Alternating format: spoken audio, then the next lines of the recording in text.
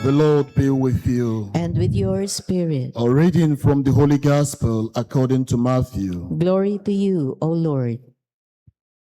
Some of the scribes and Pharisees said to Jesus, "Teacher, we wish to see a sign from you."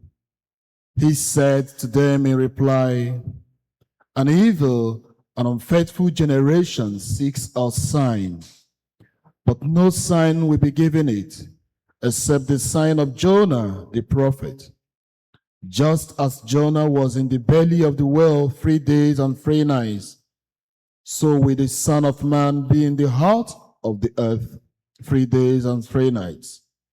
At the judgment, the men of Nineveh will rise with this generation and condemn it, because they repented at the preaching of Jonah. And there is something greater than Jonah here. At the judgment, the queen of the south will arise with this generation and condemn it, because she came from the ends of the earth to hear the wisdom of Solomon. And there is something greater than Solomon here." The Gospel of the Lord. Praise to you, Lord Jesus Christ. Please be seated.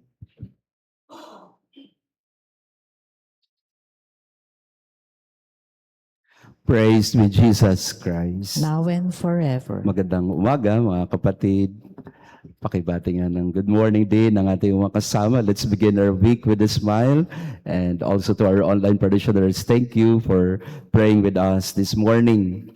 The other day, may kausap po akong madre. She's in charge of the nursing department of their university.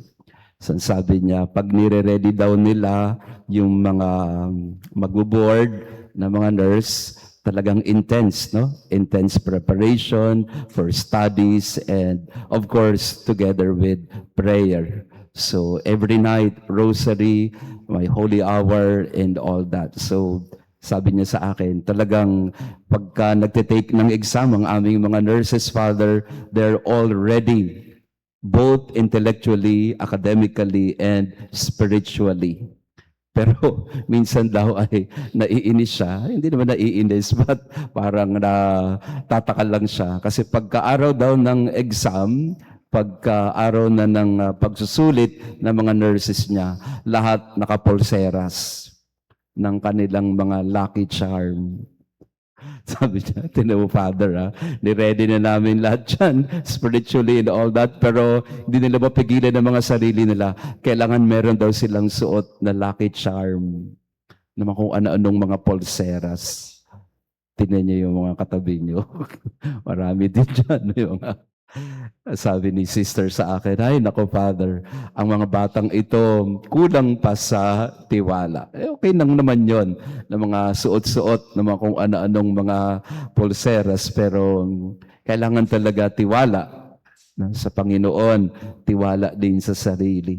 And I think this is the invitation of our readings today, especially of the Gospel, telling us today, what more do you need as a sign from the Lord?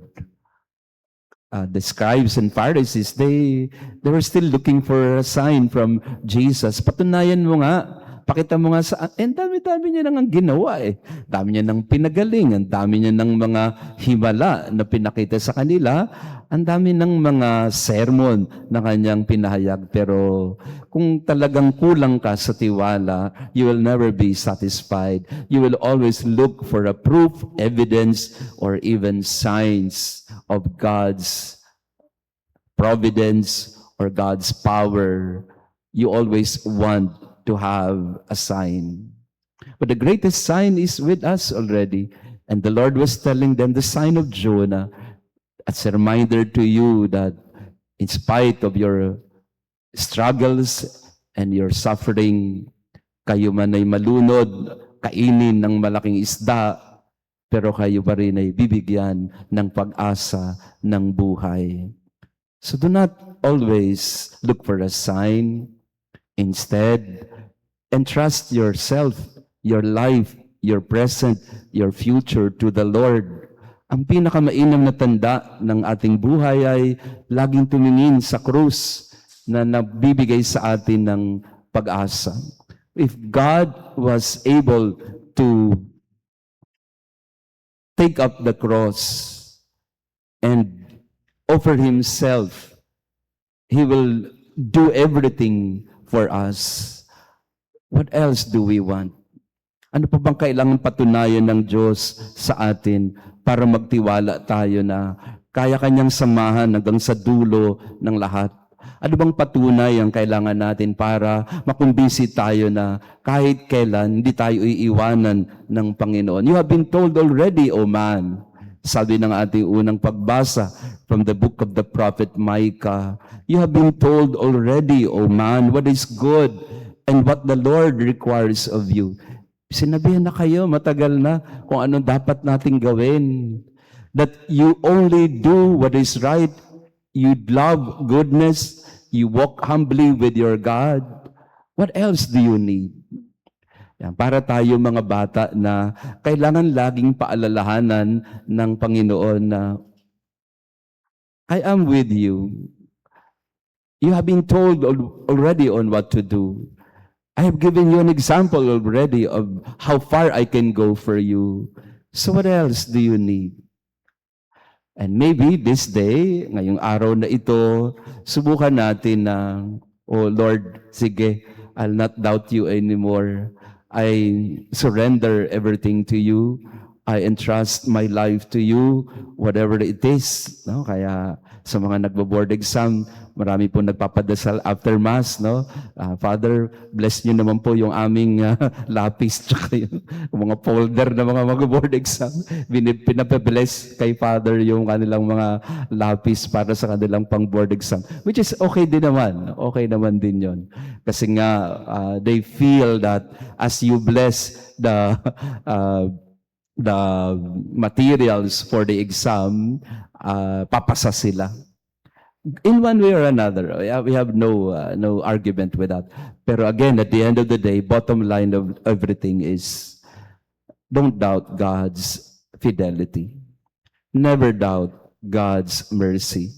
Never doubt that God can walk with you wherever you go until the end. Never doubt that. The proof that He loves us, that He will not abandon or forsake us, is here before us. The sign is here. You just need to believe.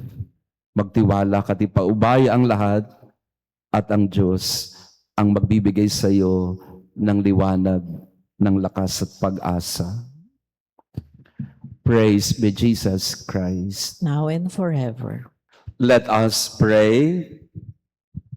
Graciously be present to your people, we pray, O Lord, and lead those you have imbued with heavenly mysteries to pass from former ways to newness of life through Christ our Lord. Amen. Maraming salamat sa inyong pagdalo sa ating misa.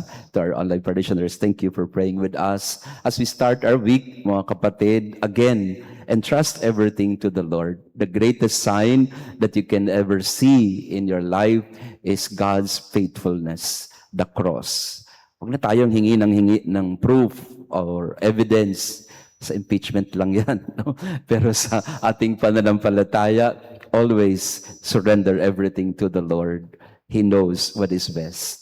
The Lord be with you. And with your spirit. And may our loving God bless you and your family, the Father, the Son, and the Holy Spirit. Amen. Our Mass has been offered. Go in peace to love and serve the Lord. Thanks be to God.